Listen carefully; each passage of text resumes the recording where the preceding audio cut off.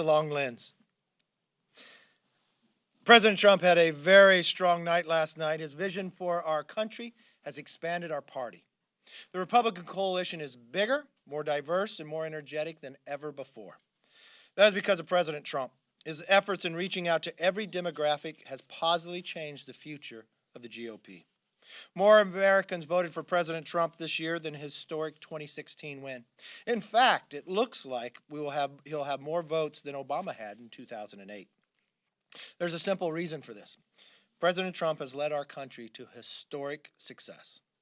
Even in the face of unprecedented challenges, his administration has prevailed and delivered results for the American people. That is why our country needs President Trump for 4 more years and will continue to fight for his re-election until all the votes legally cast are counted. This election has seen record voter turnout that America has not seen in a century, and the American people must be assured that it is both fair and transparent. Now, President Trump's monumental help has expanded the House Republican coalition. From Miami to Minnesota to California. From every single pundit, even from the Cook Report to upping the number of losses they said the Republicans would have up to 20 just this week. Or if you listen to Speaker Pelosi or Sherry Bustos, who runs the DCCC, or the Majority Leader Steny Hoyer, they all said it was double digits.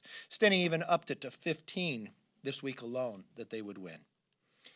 They were all wrong. Sherry Bustos is still barely holding on to her own seat.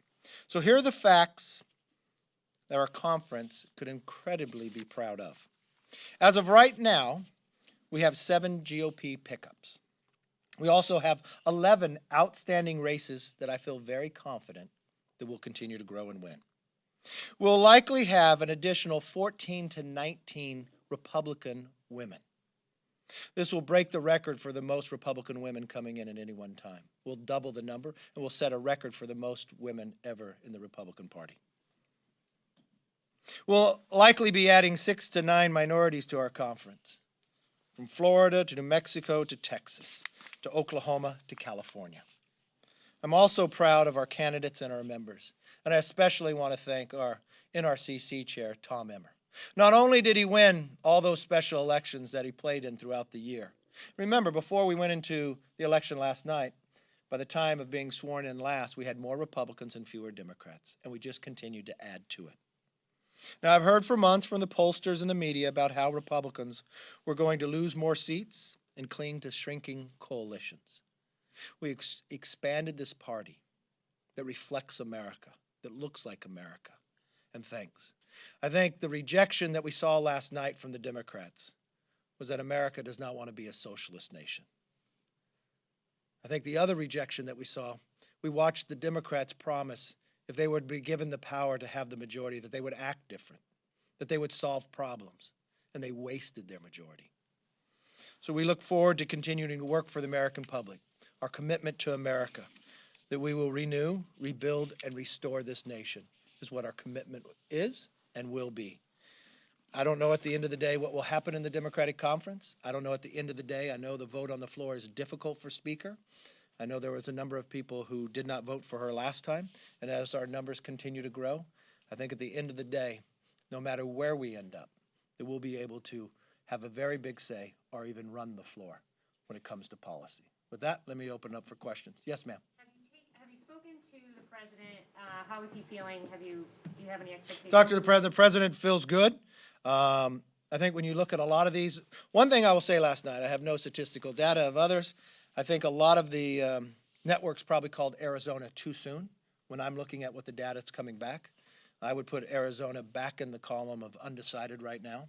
I think he looks very good in Pennsylvania. Michigan, I think we can watch, is going to come very close, but I think the president has an opportunity to win that. I think at the end of the day, the president will be elected for 4 more years. Yes? Last night, his votes were still being counted. The president said, this is a fraud on the American public. This is an embarrassment to our country. Do you think the president should be sowing doubt about the integrity of our elections? Your questions never change. No, I know. Your questions never change. That's what he said last night. Okay. Now I'll give you my answer. Should he be sowing doubt? Your questions never change. I think that what the president wants to see is that every legal vote gets counted, and that's what we're walking through right now. You So, also said they should stop counting votes. I mean, a lot of races, House races, they're still counting votes. Do you agree with the president? Should they stop counting votes, even ones that were cast before the deadline? again, your questions never change. So let me go through what the president said and what the president meant in the question. What the president wants to make sure is that every legal vote is counted, that people vote up until election day, not the days after as others would have.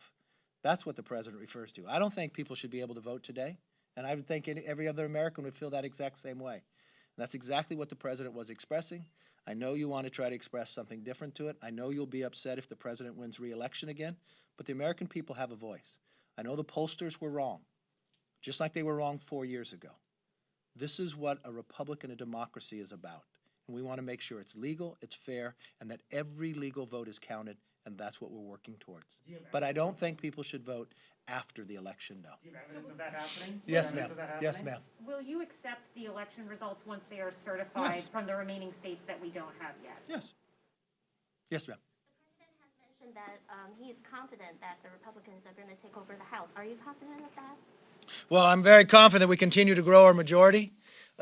Much different than what every pundit had said, that we would lose on an average of 15 to 20 seats. Well, we know that's not true. We know that we continue to grow. Already 7 seats, with another 11 that we're winning right now. So we'll see our majority continue to grow, and we'll see where this all ends up. But we thank the American public for their participation. We thank them for participating in this campaign. And now it's the time to govern as we finish out making sure every legal vote is counted, and that the campaign is fair, and the election will be shown by all Americans. Thank you very much, and God bless. Any evidence of voter fraud?